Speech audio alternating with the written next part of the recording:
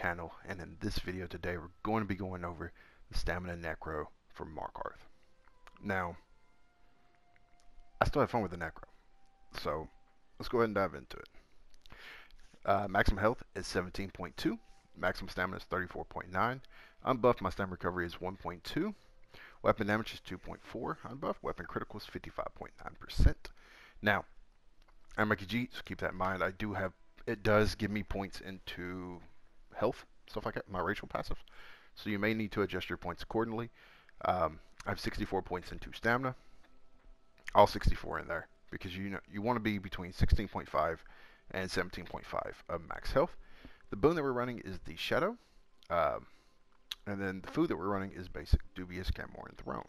Now, champion, I have 18 into Warlord, 37 into Sprinter, 9 into Bashing Focus, 64 Tenacity, 64 Mooncalf, 34 Shadow Ward, and 44 Tumbling. Now, Mooncalf and Tenacity are your main two. If you want more stamina recovery just in general, Mooncalf is your main one. If you want to get more resources back when you heavy attack, Tenacity is the one you should go for. Either one, just as long as you focus on these two first, getting them to 64. After that, you do have options. You could work on reducing the cost to break free, if you get pinned. If you have a group that runs a lot, sprint, reducing the cost of sprint isn't bad. Or if you just bash a lot, a few points into there isn't bad. Or you can focus on roll dodge, blocking, or even sneak if you sneak around a lot on your character. You can't go wrong with either. You can do any of these. I do block and roll dodge mostly. It's mostly for this treasure hunter passive. This increases the quality of items you find in treasure chests. It's dolmens, overland, dungeons. Doesn't matter. If it's a chest, it can increase the quality. You have a better chance of not only getting a epic from a simple chest. Now, let me rephrase that. If you're in a normal dungeon, it's not going to affect whether or not you have a chance of getting an epic ring. Now, but if you hit a dolmen, you have a better chance of getting an epic ring over a blue ring, a superior ring. So keep that in mind. So it's up to you on what you want to do. This is really good to have, especially if you're farming mats and stuff like that overland. If you see a chest, this gives you a chance to get more gold. You might get a better item out of it, or you might have a chance to actually get an overland set out of it. So, but it's up to you on which one you want to do. Now, red tree. We have 40 into Ironclad, 37 medium armor focus, 38 spell shield, 64 hardy, 64 elemental defender, and 27 quick recovery. Hardy elemental defender would be the first two that I would work on, followed by Ironclad. Once you get this to at least 28, you can then focus on other things if you want to, like beefing up your resistances, or just increasing how much healing you get, or you can just take this all the way to 40 and then start filling in the rest. It's up to you. Or honestly, you could probably even take this to 28 while you're taking Hardy and Elemental Defender up. It's up to you though. Just do whatever feels better to you. What makes your character feel better to you? We have nothing here. 19 into Physical Weapon Expert, 51 Master at Arms, 51 Thermometer, 61 Precise Strike, 24 Piercing, and 64 Mighty. Now, Precise Strike and Mighty are your main two, followed by Thermometer and Master at Arms, and then Physical Weapon Expert and Piercing would be the final two you would work on. And honestly, and in some cases, depending on what's going on, you may not even need points into Piercing. If you have a tank that you know and you're running with, and they're running Alkosh and Tremor Scale, and maybe you have a Templar in your group that's running Power of the Light, or one of those, you can honestly probably reduce this to 0 because you're going to be overcapping on pin. And you can put it maybe in a Physical Weapon Expert, throw some more in a Master at Arms or Thermometer, something like that. Wherever you want.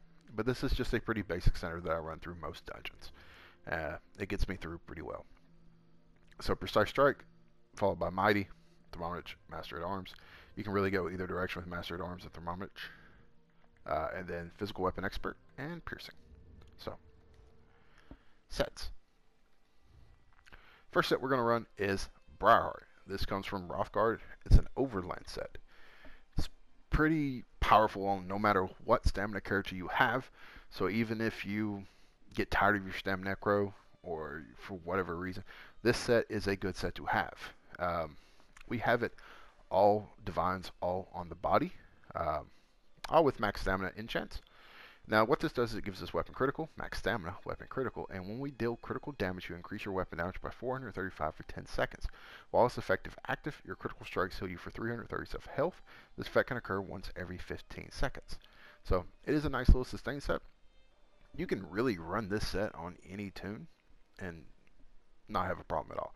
So and because it is static, you can put this on your front bar, and when you get your Maelstrom weapon or your master bow or whatever you're using on your back bar, you can put this on the front bar, and when it procs on your front bar, if you change your back bar, it's not going to fall off. Like a sorcerer's pet, you got to have it double barred.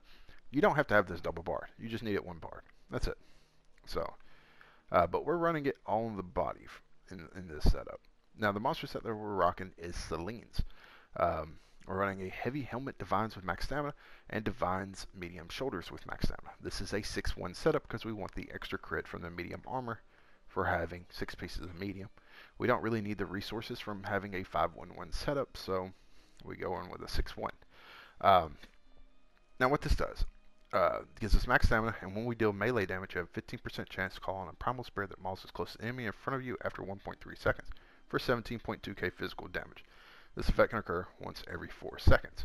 Now, when it comes to monster sets, Cellatrix is a decent one. It's not the best, but you can run this if you like what it does. When you deal damage, you create an earthquake under the enemy that erupts after 1.5 seconds, dealing 8.8k physical damage to all enemies within 4 meters and stunning them for 3 seconds. Effect can occur once every 6 seconds. So, this is a nice little stun with a little bit of damage. But honestly, I really don't recommend this on most setups. So, after this, you have, of course, Selene's Web comes from Selene's. Fungal Grotto, Crags. This is the one, there's 3 that I would recommend.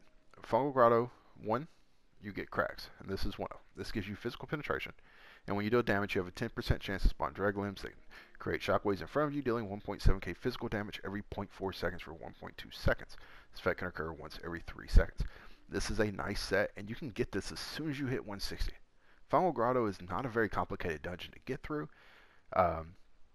Honestly, you really only have to kill maybe 2 or 3 bosses. I mean, if you kill the first boss, you kill the war chief, and then you jump down the waterfall and you go straight to the final boss. Quick dungeon, very easy, very quick to get through. This set is a really nice set to have.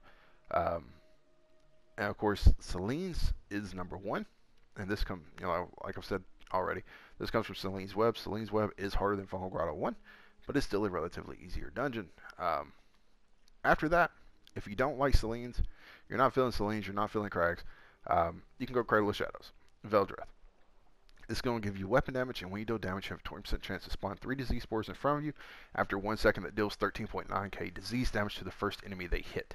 This effect can occur once every 8 seconds. You can go with Veldreth too. Veldreth does not perform as well as Selene's. Selene's does outperform it, and Veldreth is harder to get than Selene's. So, but just go whichever one you feel like. Selene's is the better monster set. Crags and Veldreth are both pretty nice, but starting out, Crags would probably be the way to go, and then take that into Selene's. So, now, back bar, we're running the Maelstrom Bow infused with a weapon damage enchant. This increases the damage volley deals by 430 each tick. This bonus increases by 143 every time volley ticks, up to a maximum of 8 times. Now, what this does, this comes from normal Maelstrom Arena. As soon as you hit 160, get in there, start farming for these weapons. You can't go wrong with any of them. The bow, the lightning staff, the inferno staff, sword and board, the 2-handers, even the Maelstrom resto. Like, there's not really any sets in there that are bad. So it's always good to get in there, go ahead and fill them up. Even if you don't plan on using them right now, at least you can get them added to your set collection, and you can recreate them when you do decide to use them. So, but the Maelstrom on normal is really easy. It'll take you about 20-25 minutes. Just get in there, knock it out. It may take you a few runs, but eventually you will get the bow. It may not be infused, but the moment you get this bow, it would cost you 50 stones to transmute it to infused. Don't worry about it. Just recreate it for 25. It is the only piece for that set, and it costs you only 25 transmutation crystals to do that. So, to reconstruct it. Now, the second 5-piece set that we're running is Widowmaker. This comes from Cradle of Shadows. We're running a precise battle axe because I like to hit it in the necro. This gives us weapon critical, max stam, and when your alchemy poison fires, you drop a poison spore in front of you that bursts after 1 second, dealing 28.3k poison damage over 5 seconds to all enemies within 5 meters. So, now, that's a lot of damage quickly for 5 seconds. We're running poisons regardless, so why not use Widowmaker? Now, if you don't have Widowmaker, you don't have to worry about it. You can put Vice Cannon here, or you can just get you some Briarheart jewelry and craft you some New Moon or Hundings, and that will work perfectly fine. But I'm absolutely loving the changes that they made to Widowmaker and Greymoor. Now, the poisons that we're using are just basic crown lethal poisons. You can make some double dot poisons. As you can see, they are just slightly, crown poisons are slightly better. The main one's 1886, that one's 1862, then 1209, and 1224. So, crown poisons are a little bit stronger, and you get these quite a bit. How I've gotten so many is daily rewards. As you can see, they give you a ton, and I've just kind of been holding on to them. Now, with the changes to Widowmaker, I've been kind of going through them. So, but Widowmaker is really nice. Battle axe, precise, rings, all robust, all weapon damage enchant. Now, Cradle of Shadows, like I said, is kind of a pain to get through on Vet. So, Briarheart being an overland set, you may want to get jewelry, and then just farm the weapons and body pieces. Honestly, it really doesn't matter where you put this. But one thing I will say is this lasts for 5 seconds. This goes off, but it has a 10-second cooldown. So the poisons will last for 6.4 seconds on the enemy. But although this can be triggered every 5 seconds, it doesn't necessarily have a cooldown. It just goes off. It's over 5 seconds. And it doesn't have a cooldown on it. It does have a cooldown because poisons have a 10-second cooldown. So when it goes off, it procs. There's going to be 4 seconds where it's not going to proc. So, and that's just due to the fact that the poisons cannot go off. So, skills. Our main spammable is Wrecking Blow. We slam an enemy with an upward swing, dealing 10k physical damage. Grants you Empower for 3 seconds, and increasing the damage of your light and heavy attacks by 40%. This is really nice when it comes to weaving, because it's going to make those light attacks hit harder. So, Wrecking Blow, if you're not a big fan of it, or if you go dual wield instead, Venom Skull is a nice spammable, or if you're dual wield, Rapid Strikes if you want to. Venom Skull, lob an explosive skull at an enemy, dealing 7.8k poison damage. Every third cast of this ability deals 20% increased damage, while slotted in casting any Necromancer ability while you are in combat will count towards the third cast. So, it's nice, but I've been having trouble kind of auto-attack weaving with it since the update. I don't know if it's just because it's a projectile. I know those have kind of been a little buggy, so I switched back to Wrecking Blow. So, Blighted Blast Bones. Summon a decayed skeleton from the ground after 2.5 seconds. The skeleton runs after the target explodes when it gets close to them, dealing 13k disease damage to all enemies nearby, and applying Major Defile to them for 4 seconds, reducing their healing received and health recovered by 16%, and it creates a corpse on death. I am bad about making sure I cast this. But normally, you can get off 2 abilities before you can recast this, as long as it doesn't bug. There are times where the skeleton will start running around the map. It'll run around an enemy. Like let's say you target an enemy, you summoned it, that enemy died. It can kind of mess it up. And it'll just, sometimes it'll run to the next enemy, just the closest one, it'll run to it. Sometimes it won't. Sometimes it'll just stand there and it'll eventually explode after a few seconds. But it can throw off your rotation if that happens, because this ability becomes grayed out and you're kind of used to casting it, so you can't cast it a second time until that first skeleton explodes. It does get kind of annoying, but you just kind of got to work around it. Executioner, spin around, strike an enemy down, dealing 4.3k physical damage, and deals up to 400% more damage to enemies with less than 50% health. Now, this does not seem like a lot, but once I tend to start using this, I will start spamming this once they get around 20% HP, and then I start spamming this over Wrecking below. And these things will hit on a crit for 53k, 54k, 47k. It really just depends on the buffs that you have up and active at the time. But usually I have not seen a crit that is less than 47k. So this thing hits really hard once it gets in execute phase. So that 4.3k, it's very, very misleading. So the detonating siphon violently drains the last spark of life from a corpse, dealing 17.7k disease damage over 12 seconds to all enemies around the corpse and between you and the corpse. When the siphon ends, it causes the corpse to explode, dealing an additional 6.5k disease damage to all enemies around the corpse. This ability scales off your highest offensive stat, while slot your damage done is increased by 3%. So, this lasts for 12 seconds. We combine this off of Blighted Blast Bones, because this creates a corpse when it dies, or when it explodes. We use that to ignite detonating siphon. That's kind of how that works. So, Camouflage Thunder, not here for the first ability. While slotted, you gain Major Savagery, increasing your weapon critical rating by 2.6. You also gain Minor Berserk for 5 seconds after you deal critical damage from an enemy's flank, increasing your damage done by 5%.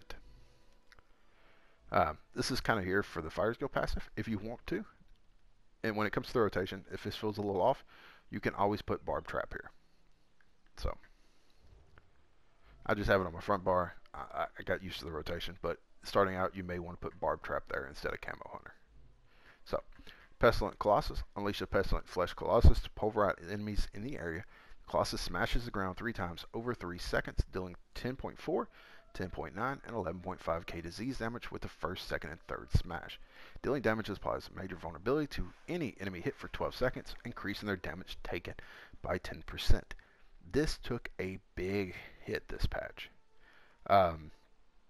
If I'm not mistaken, this got dropped from basically, I want to say major vulnerability was 30%, and they got dropped to 10%. Now, I can definitely be mistaken, but I do believe it was 30%, and it was dropped to 10%. So, it does kind of suck, but it is still pretty strong. Now, if you want to use Dawnbreaker on your front bar instead of this, you can, but I still like it. I haven't had any issues with it. So, maybe put Dawnbreaker on your front bar and leave it on your back bar. I have it double barred because sometimes I lag up, and I'll cast Dawnbreaker or Ballista or whatever I had on my back bar at the time, instead of wanting to cast the Pestilence, so I wanted it on both bars. So, if you're comfortable with it being on your back bar, you're not really having any lag, you can put Dawnbreaker on your front bar for the extra weapon damage from the Fire Skill passive. Endless Hell. Once this is ranked up, this will last for 14 seconds. I've been using Arrow Barrage, but to get a more static rotation, I switched to Endless Hell because this will last for 14 seconds. Right now, the rotation is still a little off. I'm still having to act like I'm using Arrow Barrage, so the rotation kind of gets a little screwy. But once this is done, there won't be much of an issue. It'll be a whole lot easier. So basically, this launches a multi arrows into the sky to rain down, dealing 1.4k physical damage to enemies in the target area every 1 second for 9 seconds, after a 2-second delay. This right here makes the Maelstrom Bow so powerful. This is the ability that it pretty much procs with. So, if you're going to run the Maelstrom Bow, you definitely want Endless Hell. Skeletal Archer. Unearth the Skeletal Archer from the dirt to fight by your side for 16 seconds. The Archer attacks the closest enemy every 2 seconds, dealing 2.7k physical damage. Each time the Archer deals damage, its next attack will do 5% more damage than the previous attack. Creates a corpse on death. Now, that creates a corpse on death isn't necessarily bad, but you have to be careful with this, because there are times when using Blast Bones or Siphon, Blast Bones with Siphon here, sometimes you will activate Siphoning or Siphon on the body of this Archer. And if you look at the Archer, it tends to stand off to the side of you over here. So if you're facing the enemy like this and he's behind you, you're going to turn around and use Detonate over here. So it's not going to be on the enemy. So just bear that in mind. Be careful. Sometimes it does happen, and if it happens, just you can either recast it or just continue on with the rotation until the next one. I don't really know. Sometimes I recast it if that happens. It does. I just kind of swap out one of my wrecking blows because of that. So when trigger the trap, barb trap, set a sharpened blade trap at your location, which takes 1.5 seconds to arm and lasts for 1 minute. When triggered, the trap deals 3.9k physical damage and additional 14k physical damage over 16 seconds, and grants you minor force, increasing your critical damage by 10% for the duration. At max level, this will last for 18 seconds, I believe. So this isn't fully leveled, but 16 seconds right now, it works with the archer, so there's not really too much to worry about there. We have Detonating Scythe and Double Barred, just due to the fact that we get the while all your damage done is increased by 3%. Camouflage Thunder Double Barred. If you wanted to, if you need heals, like you don't have a healer or whatever, swap Camouflage Thunder on your back bar for Vigor. Or if you don't have Vigor, which the easiest way to get, you can get Vigor very easily now. Just go in and do the quest in Imperial City, the opening quest, and it should take you to level 2. And I believe at level 1 you get Vigor now. They did change that. They switched, I think, Rapids and Vigor. But anyways, but if you don't have that and you need a heal, you can go with Death Scythe. This is a nice little heal. You just smack it and it heals you. Or if you want a more constant heal, the Spirit Mender here. Basically, the Spirit heals you or the lowest health ally around you over 2 seconds, restoring 1.4k health. You can get the Spirit Guardian. Some of the damage you take is transferred to the Spirit instead. Spirit heals for twice the amount, but lasts half as long and costs half as much. So you really can't go wrong with either one of those, or you can go Restoring Tether. This basically just, as long as you're tethered to something, a corpse, it will heal you. So you can go with this too. So either one of these two works fine. Also heal out. You can go with this one. Maybe if you want to throw some additional heals toward your team, or if you want to restore stamina while siphoning the corpse, this is pretty good. This is really good for sustain too. If you're having those issues, Mortal Coil is a really nice one to have. And if you run Mortal Coil, I would go ahead and just leave Camouflaged Hunter on your back bar and just replace, I would just replace Detonating Siphoning with Restoring Tether or the Mortal Coil. That would be me personally, but you do whatever you feel like you need to, whatever helps you. But then we have Pestilence Colossus again on our back bar. But like I said, if you want to, you can leave this on your back bar and put Dawnbreaker on your front bar. That is up to you, because we do have basically 55% crit, and due to the Gravelord passive here, increase your critical strike chance against enemies under 25% health by 10% for each Gravelord ability slotted. We have 3, so we get an extra 30%. So once they get in that execute phase, we'll basically have 85% crit. So if you take Pestilence Colossus off your front bar, you'll have 75% crit. So, but your weapon damage will be higher. So just pick whichever one you prefer. Now, pots that we're using. You can use trash pots if you want to throughout most normal dungeons, but we do not have ability here that gives us Major Brutality. So we do use Essence of Weapon Power. So keep that in mind. You do have to use these for this build. If you don't want to use these for the build and you want to keep using Essence of Stamina, I would suggest putting on Momentum. Morph this to Rally, or for Momentum. You can really do whichever one you want. But this is going to give you Major Brutality for 20 seconds, and just replace Camouflage Thunder in your front bar with it. Your damage will go down a little bit, but at least you'll have Major Brutality without without having to use weapon power pots. So it can go either way. Like Crown Poisons are really easy to get, really cheap. They give them away. I don't really remember off the top of my head what is used to make these. I'll put it in the description down below. But yeah, that is pretty much the build that I've been rocking. Now for the DPS wise, 33.3. It's not bad. It's very well. You're capable of getting in most vet trials with that. Maybe not hard modes, but this will allow you to. You can do any vet dungeon with this. You can do pretty much any normal trial, and honestly, it's enough to do most Craglorn trials.